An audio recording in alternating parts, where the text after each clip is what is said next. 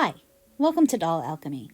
In today's video, we will be making a garden fairy for my new house.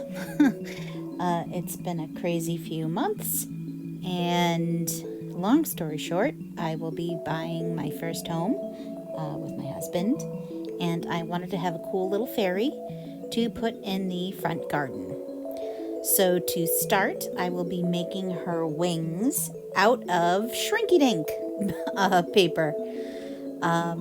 For children of the 80s and 90s, you'll remember Shrinky Dinks as something that you draw on a plastic sheet of paper and then you bake it in the oven and it shrinks up to, I'm not quite sure what the dimensions are.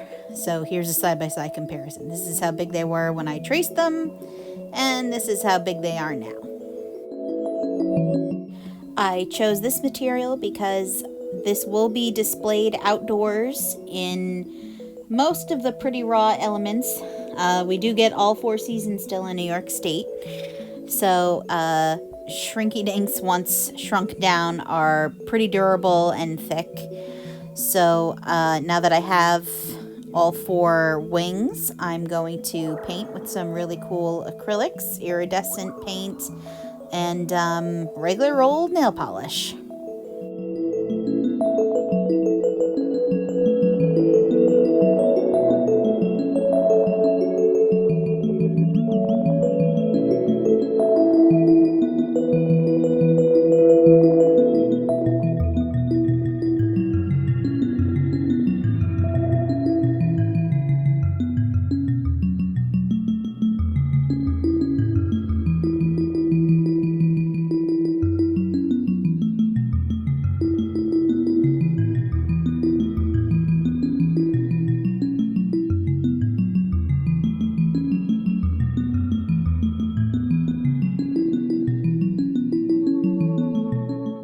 What's nice about this particular acrylic and the Shrinky Dink material itself is that it's still pretty translucent, so you're still going to be able to pick up all of the color straight through the other side when you've only painted on the inside.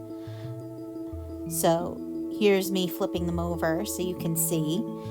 The only trouble is on the more shiny plastic side, it's a little more, you lose a little bit of the shimmer. So I will be painting the backside with a gradient shimmer paint, which you can sort of see it catching in the light there.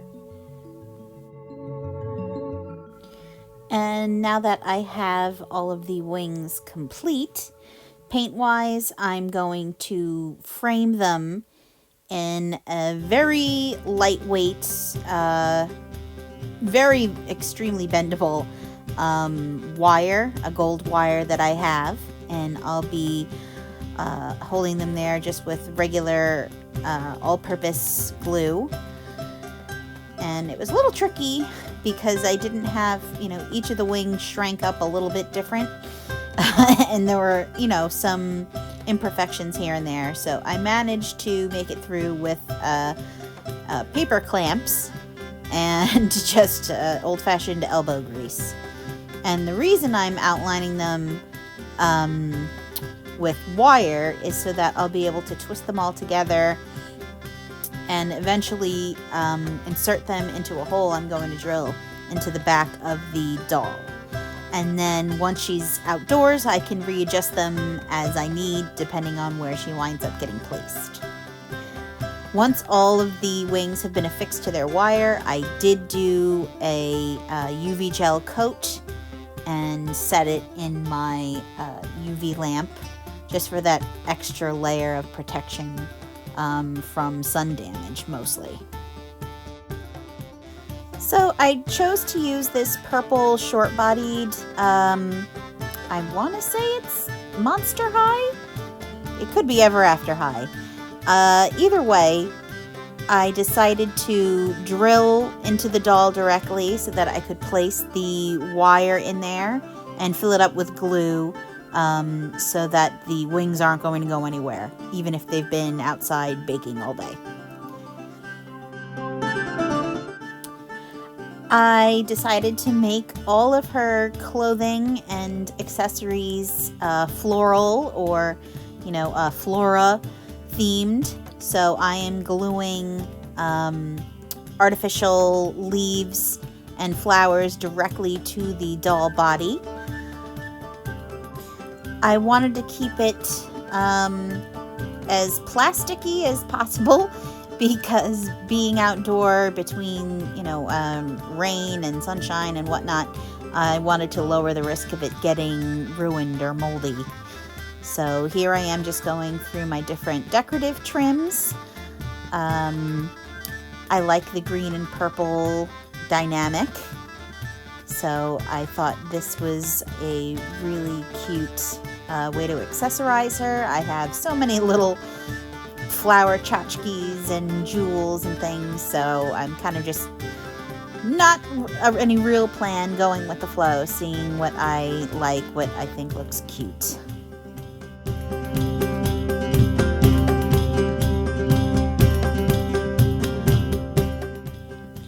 Not that she needs a name, but I figure since she's mostly purple and I'm not really using any actual lilac flowers, fake flowers, but I thought the name Lila would be cute for her. So when you see it in the video thumbnail, that's why I decided to name her Lila.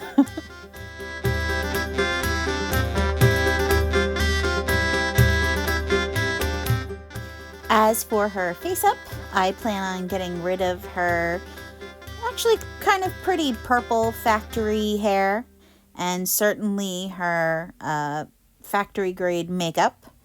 So I'm just going to boil her head in some hot water and loosen everything up so that I can pull all of the hair plugs out through the neck hole. And actually what I chose to do for this was shrink her head in acetone. Not so much because of the size. It did shrink a teeny bit.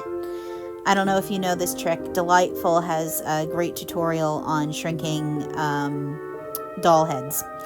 But when it shrinks, I find that it hardens a lot, and I wanted it to be a little more durable, like I said, because it's going to be outdoors.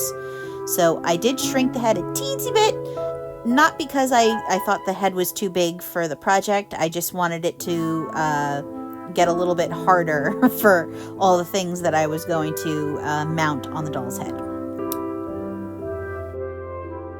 So after I cleaned the doll up, I sprayed her with Mr. Super Clear a couple of layers, and I'm just going to town with some regular old soft pastels. So adding some blues in and around her eyes, just some contouring with purple.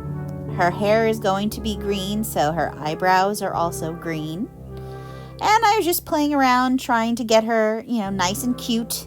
A simple makeup because most of her face, I think, is going to be obscured by her oversized hat that I will be making for her. And I almost always paint in the whites of the eyes with acrylic because I just like the pop of it.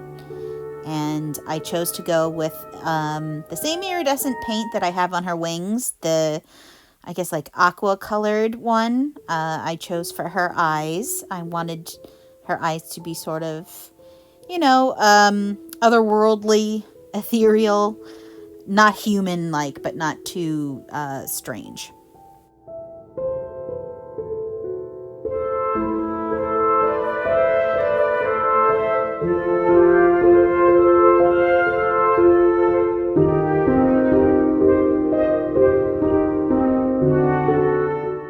I chose to use macrame cord.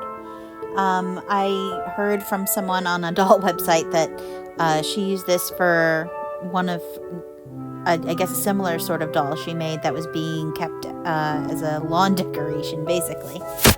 Less likely to get moldy or gross because it's meant to be for outdoor use. So now that I have her hair, it's glued directly to her head. I made her a hat out of this beautiful purple flower that her skirt is also partially made of. And I've added in little bits and bobs of different floral arrangements, whatever I thought fit the space and look good color-wise.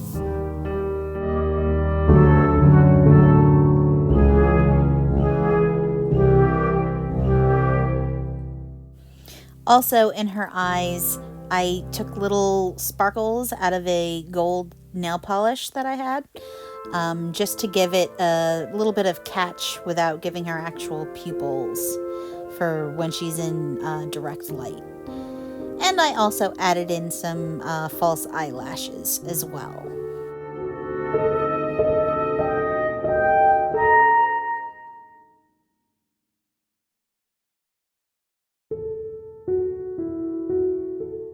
And I wish I could show you a nice picture of her outdoors in her natural element, but we have not closed on the house yet, and it is still very much winter in New York. It has been either alternately snowing or pouring rain for the last month or so. So hopefully I'll be able to post an update. And in the meantime, I hope you've enjoyed this video.